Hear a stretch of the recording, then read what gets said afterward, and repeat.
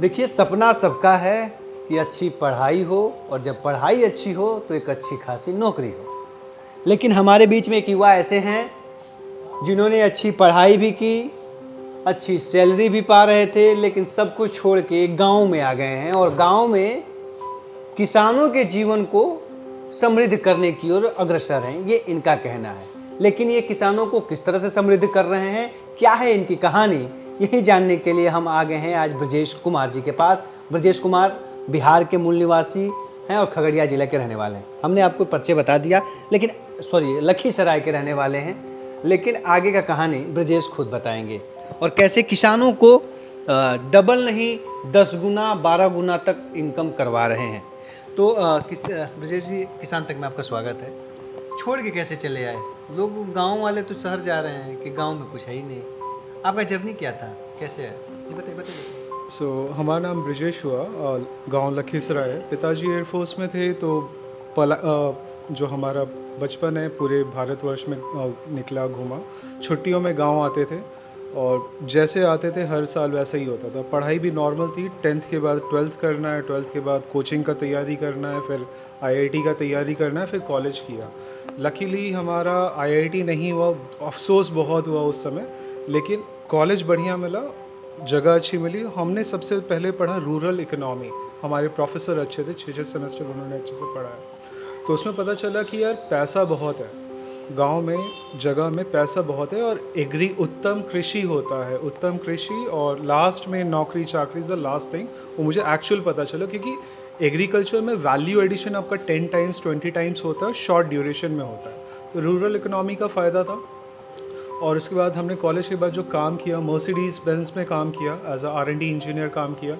फिर बीच में मौका मिला तो हम यूएस में गए, Kennedy space centre Orlando Florida में थे, पैरेलल कंप्यूटिंग वगैरह में काम किया।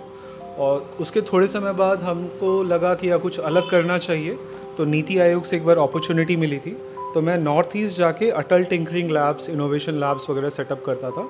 उसमें हम इस चीज़ पे काम करते थे, बच्चों को सिखाते थे कि प्रॉब्लम आइडेंटिफाई कैसे किया जाए, उसको सोचा कैसे जाए। अभी की पढ़ाई में लोग कर्मचारी बनते हैं कि प्रॉब्लम है तो पैसा दे के समस्या खरीदो, नहीं, मेकर माइंडसेट कैसे बनाया जाए, इनोवेटर माइंडसेट कैसे बन जाए। प्रॉब्लम है तो उसको समझो, क्या प्रॉब्लम है, कितनी बड़ी प्रॉब्लम है। हाय हाय करने से कुछ नहीं होगा, कोई सॉल्व करने नहीं आएगा। हमारी समस्या का हम में से ही किसी को समाधान करना पड़ेगा। ये चीज़ की ट्रेनिंग मुझे कॉलेज में दी गई और बाद में एक्सपोजर दिया गया। कब तक का पूरा जर्नी रहा ये हो गया 2012 से, मतलब कंटिन्यूस मेरा एक्सपीरियंस, फ्रेंड सर्कल मैंने वैसे ही बनाया। फ़ायदा इसका हुआ, कोविड जब आया, कोविड के शुरू में हम लोगों ने फूड डिस्ट्रीब्यूशन किया अक्षय पात्रा के साथ, which is a very good organisation जिसमें वो लास्ट जॉब कहाँ किए थे आप? आपका अंतिम जॉब कहाँ था? लास्ट जॉब मेरा था नीति आयोग में ही था। लास्ट पैकेज क्या था? पैकेज ठीक ठाक था। जो मेरा हाईएस्ट पैकेज था वो मतलब 6 फिगर था, 6 फिगर सैलरीज थी, अच्छी थी। और 6 फिगर मतलब आपका अगर करेंसी में लिया जाए तो $100,000 मतलब 80 लाख के अराउंड आपका वो चला जाता है। 80 लाख, हाँ, 80 लाख के आसपास था सालाना पैकेज। तो वो सब था और वो सब था, एनवायरनमेंट था। मैंने अपने सीनियर से बहुत बात की। मेरे कॉलेज में मेरे प्रोफेसर थे, प्रोफेसर दिवांकर नाग चौधरी, अभी पुणे में रहते हैं। उनसे मैंने बात की। उन्होंने बोला कि बेटा अभी तुम कॉलेज से निकले हो, जितनी जगह अप्लाई करोगे उतने ऑप्शन मिलेंगे, बट अभी तुम लोगों पे आश्रित हो। 10 साल बाद लोग तुम पे आश्रित होंगे। जस्ट इमेजिन अपनी ज़िंदगी कैसी चाहते हो। सो ही टॉट कि अभी तुम्हारे पास रिस्क लेने का बैंडविड्थ है, तुम नई चीज़ कर सकते हो, ट्राई कर सकते हो। उससे मुझे मोटिवेशन आया कि लेट मी ट्राई समथिंग।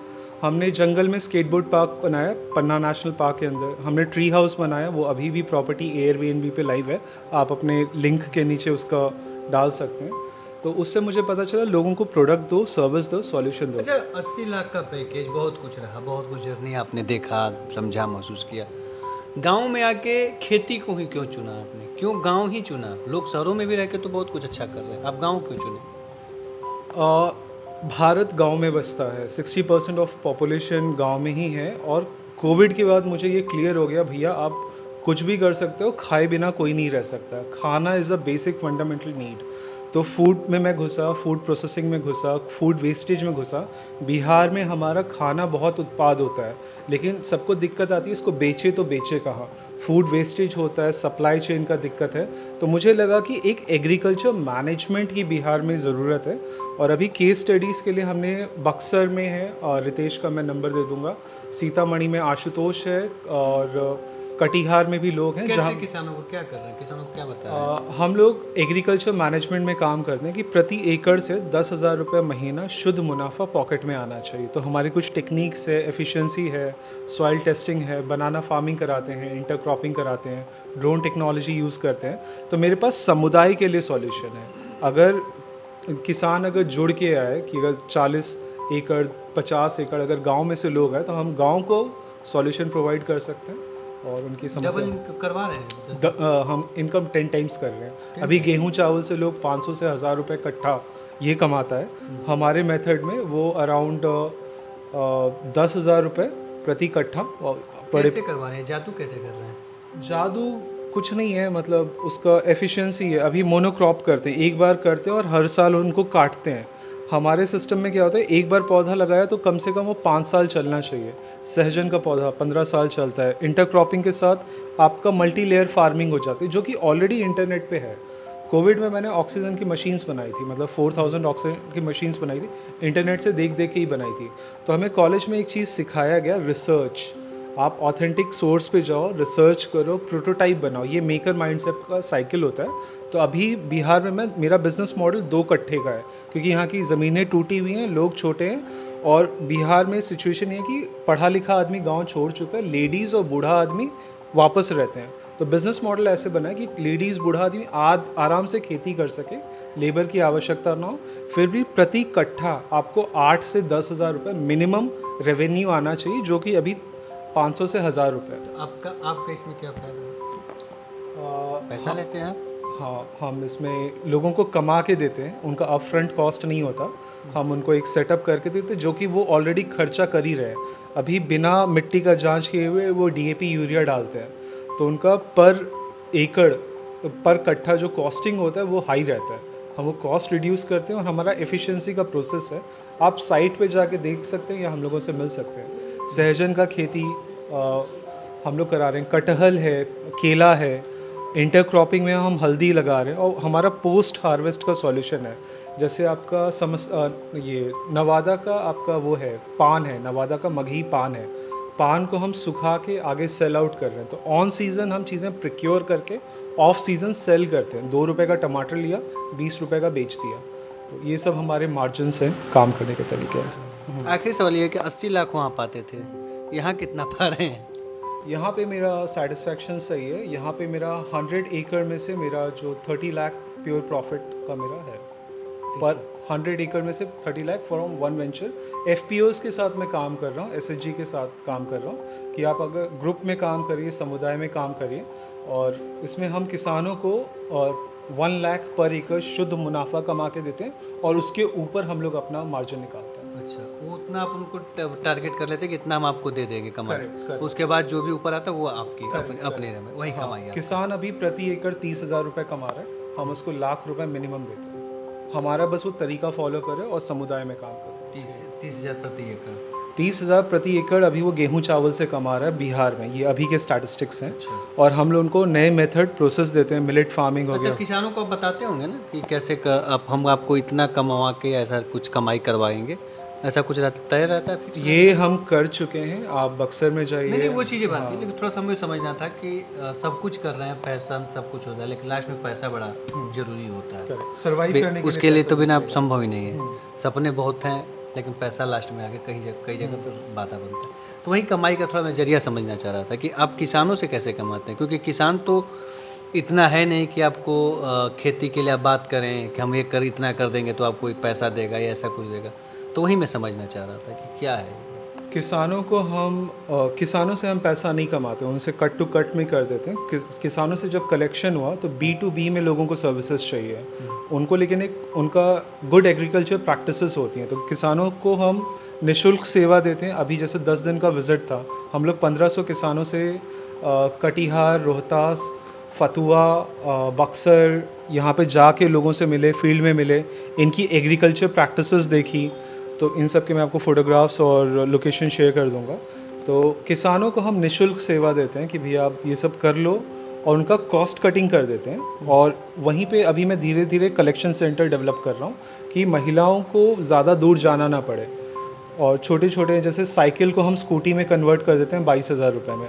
महिलाओं को जब मोबिलिटी मिलेगी कि वो मोबिलाइज हो रही है, नहीं तो वो आश्रित होती हैं कि हस्बैंड आएंगे तब हम मोबिलाइज कर पाएंगे। तो छोटे छोटे सोशल बिहेवियर को देखते हुए मेरे पास सिंपल सॉल्यूशंस है। गांव में collection centre, soil testing lab, और अभी हम ड्रोन का कर रहे हैं कि गांव के अंदर एक ड्रोन, एक सॉइल टेस्टिंग लैब। कितना रहता है किसानों का, कितने एरिया में आपका? मेरा मिनिमम है कि 100 एकड़ होना चाहिए, किसान समुदाय में आ जाए। मेरे को काम करने के लिए मिनिमम 100 एकड़ लैंड चाहिए होता है एक लोकेशन पे। उसी में soil testing, collection centre, drone services, after sale services, training programme, expert visit, और एक हम लोग स्मार्ट क्लासरूम का भी देख रहे हैं कि 52 इंच का टीवी लगा के 15 कुर्सी लगा के ऑन द स्पॉट ट्रेनिंग हो जाए। तो वही एक लक्ष्य है किसानों को, उसके बाद जो भी हाँ। फसल का जो भी रहता है एक निर्धारित लक्ष्य फायदा किसानों को देने के बाद जो बचता है हाँ, आप उसको करेक्ट उसके ऊपर हम लोग कमाते हैं। अगर 20,000 उसको तय है किसान से कि 20,000 रुपये, मतलब एक एग्जांपल बता रहा हूँ कि 20,000 रुपये हम आपको इस खेत पर से एकड़ में ₹1,00,000 उसके घर जाना चाहिए, ये हमारा टारगेट है। उसमें हम इंटरक्रॉपिंग कर रहे हैं, क्रॉप सिलेक्शन कर रहे हैं, क्रॉप और उसके रोटेशन, बाद जब भी जो आगे का होगा वो हम लोग रखते हैं। तो किसान का इनकम इससे 10 टाइम्स हो जाता है।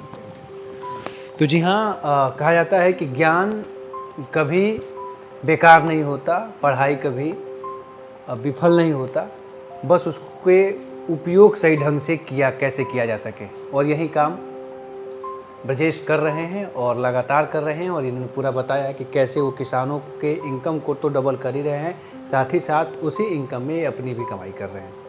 तो कुछ इस तरह की सोच और इस तरह की नए आइडियाज़ के साथ वो बिहार के युवाओं को आने की ज़रूरत है, जो गाँव में बेहतर रोजगार या अपार संभावनाएं नहीं समझ पा रहे हैं कि यहाँ पे संभावनाएं नहीं हैं, लेकिन यहाँ पे बेहतर संभावनाएं, अपार संभावनाएं, और उसी में से एक सफल उदाहरण ब्रजेश कुमार का भी है। तो खेती, कृषि और पशुपालन से जुड़ी हुई तमाम बड़ी खबरों के लिए देखते रहे किसान तक। नमस्कार। अगर ये वीडियो आपको पसंद आया है तो इसे लाइक ज़रूर करें। अगर चैनल अभी तक सब्सक्राइब नहीं किया है तो कर लें, और नोटिफिकेशन पाने के लिए बेल आइकन भी दबा दें।